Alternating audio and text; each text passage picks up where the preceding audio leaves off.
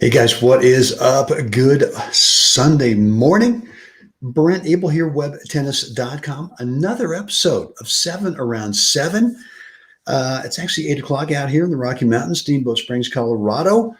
Happy Padres Day to the fellas. Guys, hope all is well. And I'm looking forward to another great day here today. Got a nice long list of stuff that I'm looking forward to do. Look, guys, what do we got today? I want to talk about the plan A, right? The so-called plan A, plan B, plan C, plan D, whatever it is, right? I want to dig into that a little bit and kind of give you a different way of thinking about your plan A. Before we do that, let's see a couple of things. Number one, down below in the description area, there's a link for 98.6 Dave Doherty's men's high performance tennis clothing, shorts, shirts, hats, unique material, and very reasonably priced. And in fact, Dave's offering us all a 15% discount off the initial order. So when we're done today with this little coaching session, go on down below, click that link, check it out, pick up a pair of shorts, a shirt or two, a hat, go for it. All right, good. And the 15% discount code is down below as well in the description area. Guys, the Sievertson 12, a very popular thing recently. If you want to get access to it, two things. Number one, if you're not on my email list, then the only way to get access to the Sievertson 12, which by the way, comes in three different formats. Number one is the video and audio. Number two is audio only. And then three is the transcription, right? It's a PDF file, just a transcription. So however you like to consume information, I got you covered in three different ways. It's free, no charge. It's on me. So if you're not on my email list, number one, you got to do that. And the way to do that is to go on over to webtennis.com. Just drop in a first name and email address, and you'll get access to how to get inside the members area where you can access not only the Sievertson 12, which is a complimentary instructional thing. Sorry. There's some other complimentary stuff inside there too, as well as some paid courses. And then if you are already on my email list, you're getting emails from me daily with the replays to the 7 Around 7 episodes. Just keep right below where, right below, go down about 2 or 3 paragraphs and you'll see the access to the Sievertson 12. Guys, let's get into it.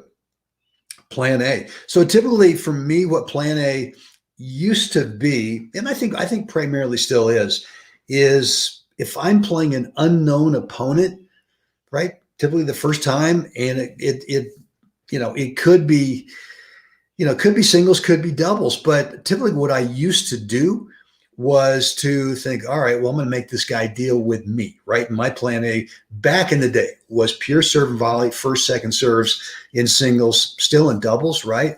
But over the last 10 years or so, I've gotten more into staying back and playing some more baseline points as so serve and volleys maybe 30-40% of the time, and the rest is let's start the point from the backcourt and kind of take it from there. So I've developed more of a ground stroke game in the last 10 years than which I never had before. And so look, plan A for me is kind of saying, well, here's me, you're gonna have to deal with me. And I think that in the long run, there were times when my plan A was not working, when my serve and volley wasn't working, either because on that particular day, maybe I wasn't getting a high percentage of first serves in play, or maybe I thought that because of this opponent who I perceived as, man, I got to bring in a big, heavy artillery on the first serve. I was missing too many, having to deal with second serves, and that was not a great recipe against that specific opponent. But it could be too that I was getting a lot of first serves in, but this opponent was good enough to be able to knock it down on my feet. Now I'm dealing with, a transitional volley or half volley or whatever that's right around my feet, and not really being able to do enough damage with that transitional shot. Not that I felt like I had to, hit outright winners, but I just wasn't putting them in enough pressure with that transitional shot. So for me, sometimes it was, well, I got to serve better. Well, that didn't work, right? Or I got to do something better. And so I think what I've kind of morphed it into now is more about my plan A is much more about, well, what does that opponent not want me to do? What kind of shot do they not want me to do? And it could be that on this particular day, this particular opponent, they love it when when they've got a target. Either I'm serving coming in, or I'm playing a lot of approach shots, and they love to have a target.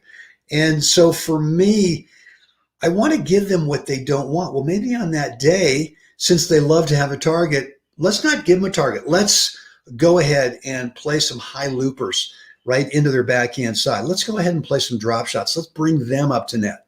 But the whole premise here is plan A is really not about you. Plan A is much more about give them what they don't want. Why would I feed them a ball that they want? Just because it's part of my plan A? My plan A being, well, I like to do this thing a lot. Why would I be doing that if that's feeding into their strength, right? Well, numbskull here, I used to do that a lot. Didn't really work out. So now for me, it's much more about, I want to discover, I want to probe, what is it about this unknown opponent that they don't really like, that they don't want? And it could be like this picture here is from Umag from Croatia. From it's either 2018 or 2019. I can't remember which year it was, but what I found is that on the slow red clay, the serve and volley thing worked occasionally, but most of the time I had to discover from the baseline, what is it this opponent doesn't want? And it could be that one forehand or a backhand was maybe, if you gave them a standard semi-topper, they were okay. But if you played a slice over there to the backhand, not so much, or if you rolled something up to their either forehand or backhand, not so much. And so I think that's the message I want to get to you today is let's develop more of an intelligent way of playing in terms of discovering what is it that opponent doesn't like. Maybe it's a pattern, maybe it's a type of incoming shot. Again, maybe it's top, maybe it's slice, maybe it's drop, maybe it's just balls right up the middle, right? Where you're just playing right through that opponent, right through the middle, and challenging them to not be the first player to create an angle, right? Because that's a mistake I used to make, is I'd go to the corners way too often. And I would venture to say that over the last couple of years, two of my biggest wins have been disciplining myself. Don't go for the corner over there, because that opponent loves to look at the court from the corner. They love the geometric look of the tennis court when they're either on their forehand corner or their backhand corner. So let's not give that to them. Let's continue to play it right up the middle. Let's let them be the first one to create an angle. And whether you take advantage of it or not, to me, in those two big wins, sometimes it would work out, but most of the time they would become impatient and kind of go for something big to a corner and miss. And what's the one thing that we've been talking? One of the things we've been talking a lot about recently is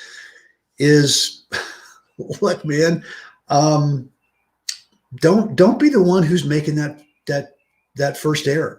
Right? I'm not talking about pushing, but I'm just talking about let them contribute to you winning points. Let them contribute to you winning games, to you winning sets, and you winning matches. And it's a tough discipline, especially for me, coming from the serve and volley mindset, where, a lot of times that first volley is hit so well, it's not coming back. Or that first volley is hit so well, they get to it. But the next shot is, an outright easy, no-brainer winner. So look, that's the message today. Let's probe. Let's probe more in our opponent's game, in their toolbox, to find out, wow, he's really good at this. She's really good at this. Or you know what? They're not so great at that. Well, do we have the tool in our toolbox to be able to keep feeding that thing that they don't want? And one of the things that I've found over the last couple of years, and a couple of big wins that I've had, is, the one thing they don't want, doesn't matter if I'm topping it or slicing it, but going into the middle and letting them think that they've got to really dictate play. Now, do they hit some outright winners? Of course. But does that change the fact that maybe this is not really in the long run what they want? And it could be that that's the plan A, right? Giving them not what they want, but you still win the match in the third set. And that's the only solution that you've got for that day, is your plan, whatever it is. I don't care what you call it, but your plan is, don't give them what they want, give them what they don't want. And it might mean that that is the only plan that gets you to win the match at 7-5 in the third on that day, right? Now, it could be that the same plan, you play this opponent again 2 weeks later, and you do the same thing. And on that particular day, you've actually upped the quality of your shots. Not that they're winners, but on that day, you're actually hitting them a little bit better. And on that day, they're not hitting them as well. And next thing you know is that same plan that got you to win the match 7-5 in the third 2 weeks before now wins you the match 2 and 3, right? So that's the message for today, guys. Let's not make plan A about you, right? Let's make sure that we're continuing to develop enough different shots in our toolbox that, and I'm not saying that you've got to have 17 different volleys. I'm not saying that. I'm just saying that maybe what you need to be able to do is probe some opponents and discover what it is that they don't like. And then it may be that you find out that, I don't really have the shot, or I don't have the shot pattern that will give them what they don't want. Well, cool. You might lose that match, but at least you get some intel that you can now go out and you go, I got to work on this one shot pattern or on this one shot. And you go out and work on it and you get it. And now you go play the match the next time. You trust it, right? And there you go.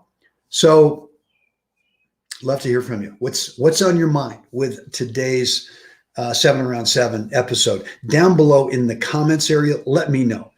Questions, comments, remarks, could be specifically on what we're talking about today, or it could be something else in your game that you're working on.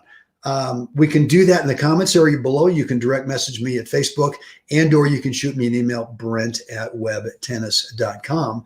And look, always promise to read your stuff, promise to always respond. Might take a day or two. That's cool, right? But look, and for me, it helps me every time I get feedback from you guys, whether it's in the form of a comment or it's in a question. It helps me better understand, well, what are the things that you're experiencing in terms of a challenge, a problem you haven't quite solved yet. And I'm going to tell you, most of the stuff, 90% of the questions I get, I experienced at some point. It's not like I came out of the womb going, okay, well, I'm good. No, man, I was terrible for a long time. And I did a lot of studying, asked a lot of questions, got in front of the good players and said, hey, you want to hit a few balls? Or asked a couple of really good guys, hey, I'm playing this tournament. You want to play doubles? And thinking they're going to say no. Well, in the beginning, most time they said no, but once in a while, a guy would say sure. And so, look, I've experienced it all, right? In terms of the same problems that you may have right now in your game. So don't ever hesitate to ask a question, and you can do it in public, like I said, or you can shoot me an email in private, Brent@webtennis.com, and I promise to get back to you. But all that does help me stay in touch with, yes, those problems are out there. Yes, those problems need to be solved. And yes, Brent, what experiences have you got from your playing the game, from your learning the game that you can help this person with? So let me know.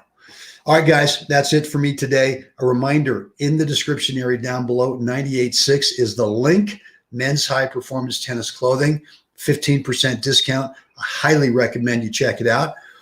And then finally, as always, guys, we've got to get out there today. Come on, each and every one of us got to get out there, help someone else have a spectacular day. Guys, I will see you again next time.